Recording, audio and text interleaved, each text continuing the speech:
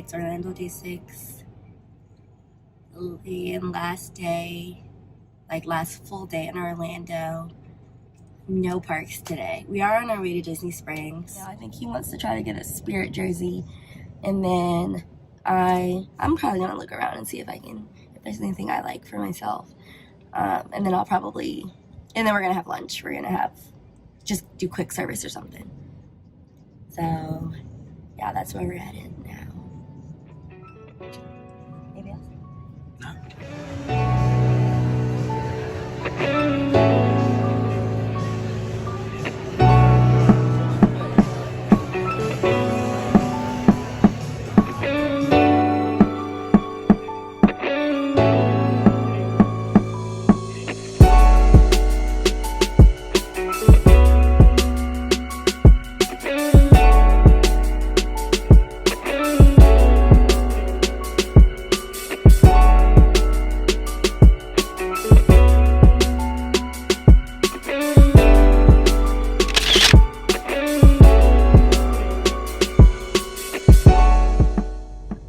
Hey guys, we are at the Grand Floridian because we're gonna go to the Enchanted Rose Lounge and have a couple of drinks. I've never been to the Grand Floridian, so I'm excited to see what it looks like inside and have a drink there. So yeah, that's what we're doing. Oh, Disney Springs was fine. You know, Disney Springs. We had both what the fuck is it called? Disney Springs was great. And we had the daily poutine and chicken guy, and we went to the Coke lounge thing, the rooftop lounge, and we had a Coke flight, and we had 2 little like mocktails, and those were good. He had gingerbread. I had like winter cranberry Sprite or something like that. It was good. Recommend. So yeah, we're gonna head in there.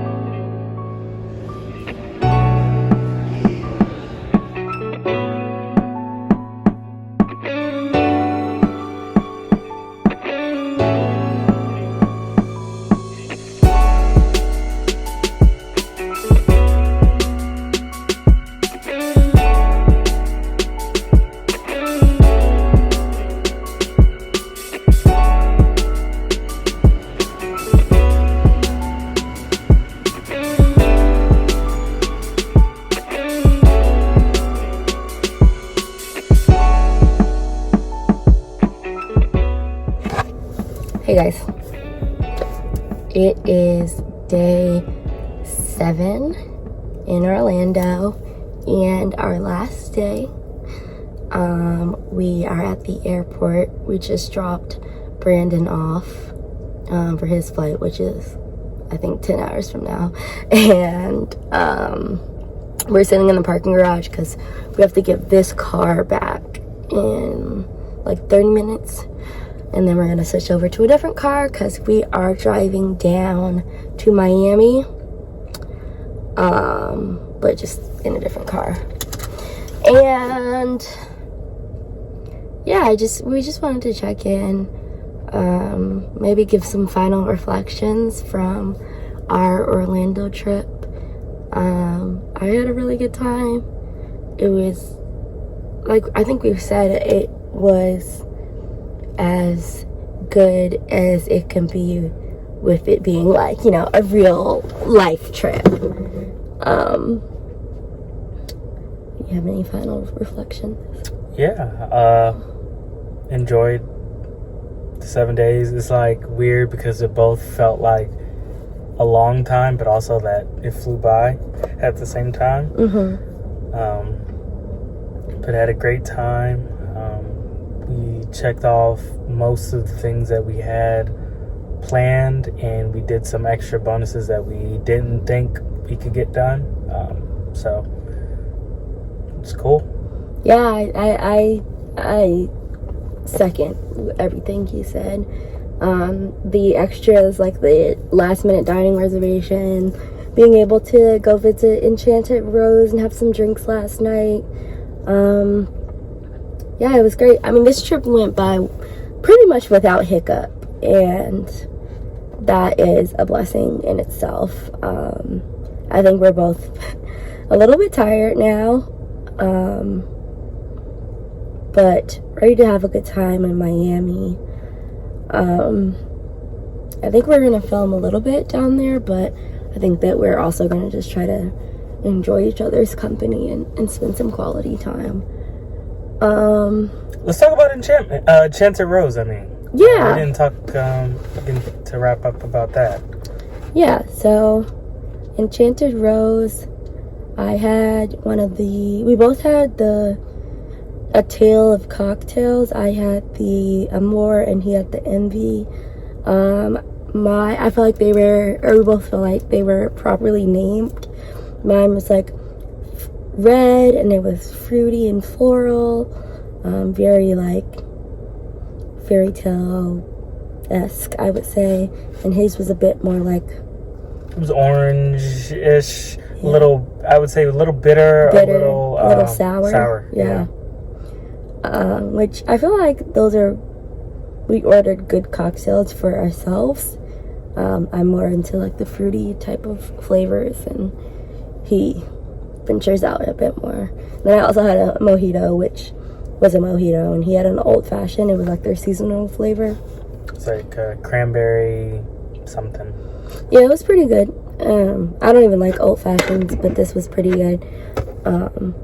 He said he didn't taste the like extra flavor, but I tasted it a little bit. But the bourbon they put in it was pretty strong. And then I had a crab mac and cheese, which was pretty good. And he had a fennel sausage flatbread with mushrooms and broccolini and tomatoes. Did you like it? Pretty good, yeah. It was a flatbread.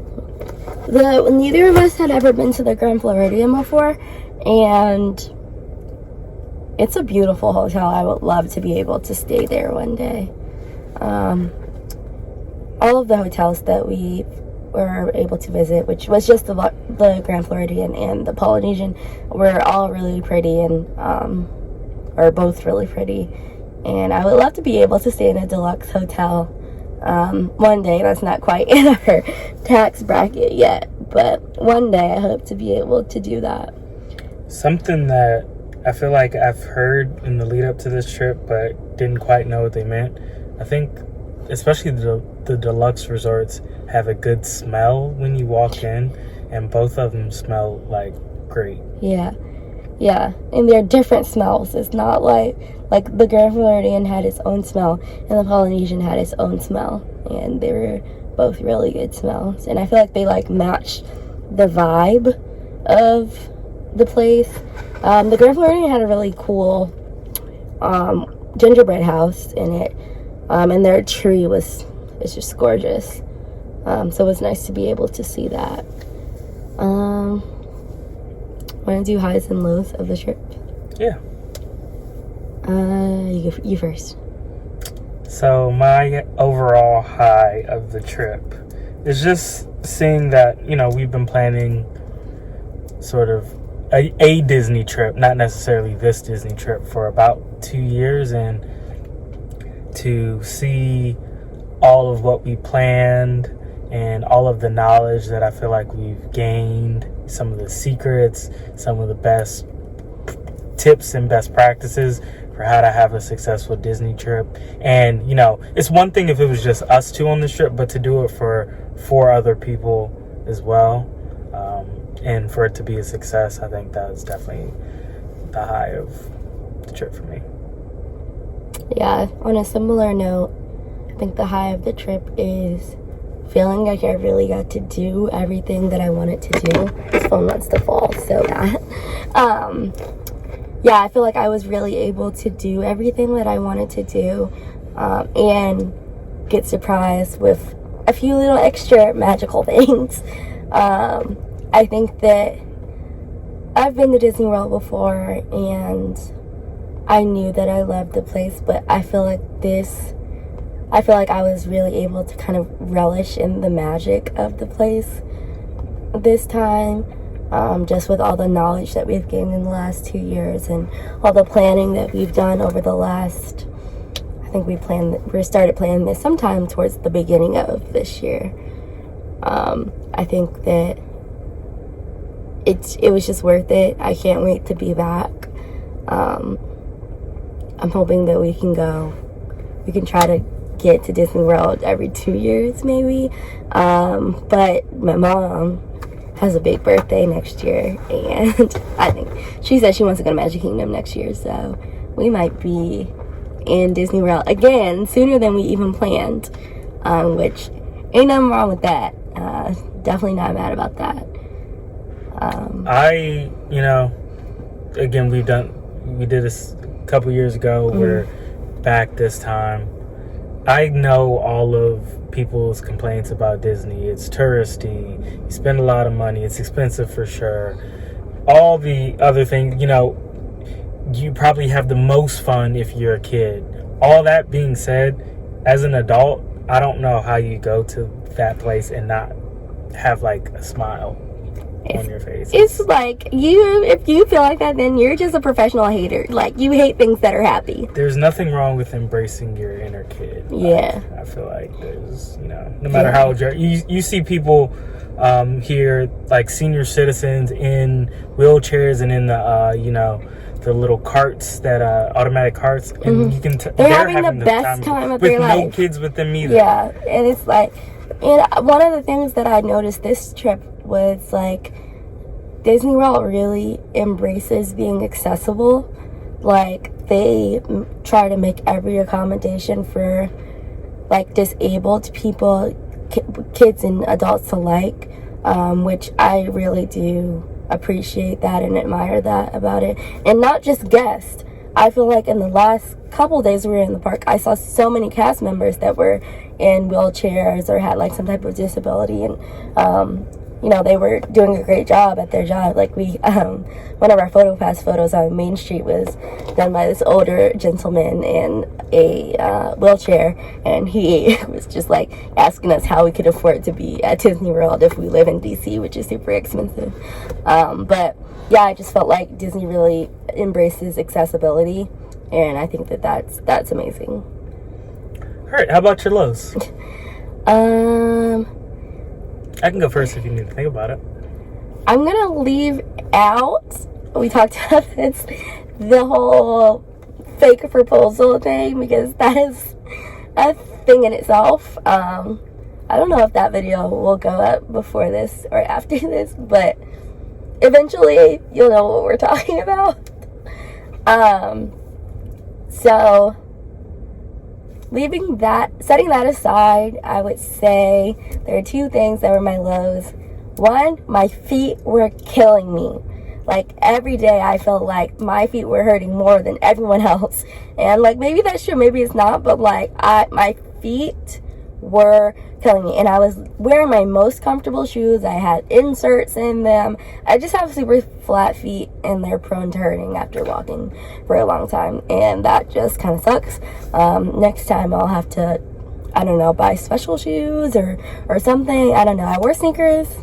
I would switch them out for like for my flip-flops sometimes, just to give my feet a break. Nothing helped enough. So that's number one. And number two is, of course, Mentees didn't get to come. That's the overarching low of the trip. But we'll have to go again, just for her. Yeah, for sure, no question. We will definitely be back with her. I agree that Mentees not being here, the biggest low for sure. And then my second low is something that, like, it's just impossible to do, is doing everything that you want to do. Like, we wanted to ride the Skyliner, wanted to get some snacks at some other places, especially like Mickey beignets. I would have loved a Mickey waffle. There's just not enough time to do everything you want to do in one trip, and we'll just have to have more trips to check the rest of those boxes. Yeah, it's like we're never gonna live in Orlando, so like we're never gonna be able to do everything that we want to do in one trip. Like, I realized this morning, I was thinking about like how I really wanted to try the Cheshire cat tail, and I just forgot. Like, I probably could have gotten it. Like, at the end of the night, we had a snack kind of later. We had chicken tenders, and I could have gotten it then, because we were trying to eat something like small or not eat too much, because we knew we were having dinner to be our guests. So that would have been the perfect time to get that snack, but I just forgot. Like, we had so much going on all trip that, like, it's impossible to do everything. Like, and especially, and also because of COVID, like, you have to take extra precautions. Disney is also taking extra precautions. So you can't just, like, resort hop anymore. I mean, we didn't really have time for that anyways, but, like, let's say you did. You can't just, like, go visit a resort. You need a reservation at one of the restaurants. Yeah, we got lucky last night that the security officer let us in without a reservation. Otherwise, it would have cost us, I think, money to park, and then we would have had to take a monorail over. So yeah. And we were going to a lounge, so it wasn't even something that took reservations. So the security guard was just nice last night. Favorite ride of the whole trip, not just Disney? My favorite ride was Flight of Passage, hands down.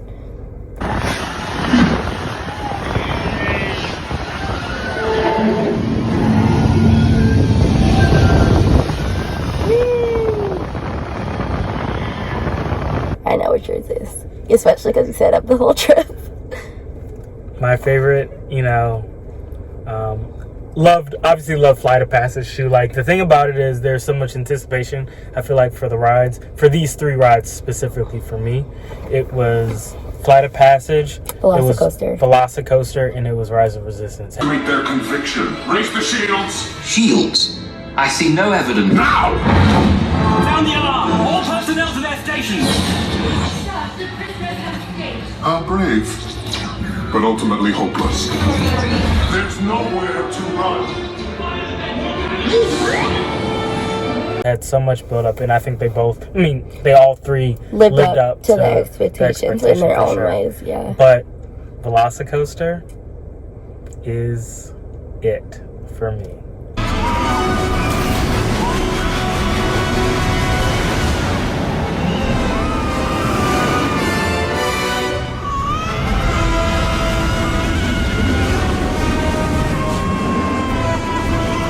I mean, oh my goodness. I would have loved to ride that thing, I don't know, 1 billion more times if we could. Yeah, just amazing. Chris is a newly converted roller coaster addict. Yeah, and haven't ridden a lot of things. But like I think the sort of the top ones I had before this were like Twisted Timbers and Intimidator, 305, and some other ones. Nerd alert! And this takes the cake for me. This is everything I like in a roller coaster. So It was great. It's a great roller coaster. It's just it would have to. You have to be really something special. It's for me to even. It's for anything to. Not anything, but any roller coaster to top Flight of Passage. Because that thing was just so special. So special. Like I said, I almost had tears coming down. So 100%. All right. Favorite snack or food? My favorite food that I had was the Ronto roaster, or snack, I guess. And then also our dinner at Ohana. That was incredible.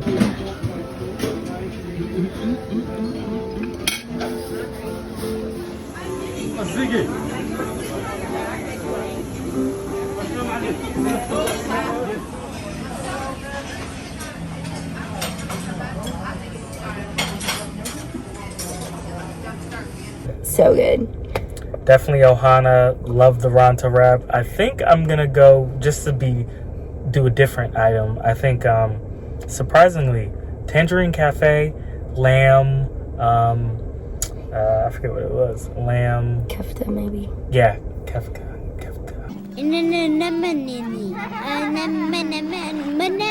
Okay, don't hurt yourself. Yeah. Lamb kebab. It was great. Really liked that. Yeah, those are good. But the chicken one was good too. Chicken was good too. Yeah. What? I can't remember anything that we ate at Animal Kingdom. You had the mac and cheese. Oh, the mac and cheese was good. I had pizza, so. This man ate at where'd you eat? Pizza Rizzo? Pizza Rizzo, yeah. No, that was in Hollywood. No. You're right. Pizza Fari. Pizza Fari. Out of all the things that he could have eaten, he ate puffy pizza from Pizza Fari. It's pizza. I like it. It was not good, and he knows it. It wasn't not good. It was just wasn't good. It was fine. It's pizza. Could have been better, But yeah, so anything else? Any other reflections from the trip? My only final words are that I'm just ready to come back. I'm ready to be back. We're still in Orlando right now, but I'm ready to be back in Disney. I'm not sure that I would ever do 5 parks in 5 days again, but if I had to, I would, because despite my feet literally feeling like they were gonna fall off, I had the best time. I do want to say something. We came down during a super busy time. I think as the days went on, honestly, the crowds got progressively bigger, and it culminated in if you can see some of the shots that we have of Enchantment on Main Street, it was just packed with people, but that being said, I feel like there was enough space in the park to not feel uncomfortable for the most part. Even in COVID, we kept our masks, our N95, KN95 masks on the whole time. And that's everyone in our party. Everyone kept theirs on. Disney has a great job of having hand sanitizer stations. Some of them are empty at some points, but you can always find another one. And their hand sanitizer is not the vodka hand sanitizer. Yeah. It is actual good hand sanitizer, and it doesn't make your hands crazy dry, which is interesting. I definitely would have expected it to be the kind that makes your hands super dry, but I hardly even had to use lotion on my hands. Yeah. So if you're having concerns about going to Disney World, I would not say don't have concerns. I would say be vigilant on what you're doing. Know what your boundaries are. I will say, for us, we kept our mask on even when we were outside walking around, just because people are discussing. People are open air coughing. Yeah. And like that makes us uncomfortable, and I'm not sure that I would do this again in COVID. I think probably I'm hoping that our next Disney trip things will be at least a little bit better. Yeah, we won't be in the middle of a variant change that hits hard, especially hitting during flu season certainly, and generally colder weather certainly doesn't help. Right. So I mean, and I feel like during this pandemic, it's hard to think about like the fact that just other stuff still exists, like other viruses, the common cold, the flu. Like when you hear someone cough, it's like, oh, do they have COVID? That's the first place your mind goes to. So I'm not gonna say I wouldn't recommend coming during COVID, because we had a great time, but on the other hand, I think that it might be a safer time to come another time. Make the decision that's best for you and your family, and what's going to make you the most comfortable, because there are definitely people down here that don't believe in it, or whatever. So anything else? No. Alright, well, probably check back in when we're like in Miami, if we check back in at all. I feel like we're so tired that like we might just forget to film, but this has been a ride. This is the first time we've ever vlogged anything, and I've had a great time. I don't know, I feel like I don't live an interesting enough life to like vlog outside of traveling, but I feel like if I'm doing something fun, then maybe I'll do this again. I don't know. We'll see. Everybody, there was always an inner vlogger in her. Alright, bye guys.